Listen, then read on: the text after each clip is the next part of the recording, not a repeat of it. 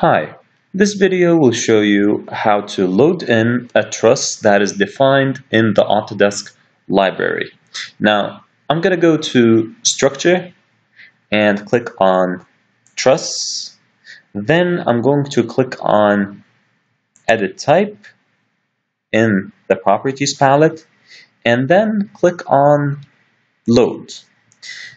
Now, in the Load window, I go up one level, View as Metric. I'm going to go to Structural Trusses, and then choose whichever truss is suitable for my project. Let's say I'm going to use this flat truss. Click Open. Now you've got in the family Pratt flat truss. Press on OK. Now let's draw one very simple Pratt truss, 12,000 for example. There you go. Now I'm going to see this in 3D. These are the trusses that I already created.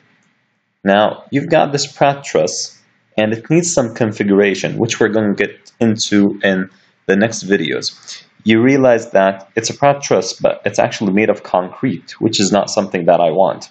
So I'm going to get into how to edit the type of elements forming this truss in the next videos.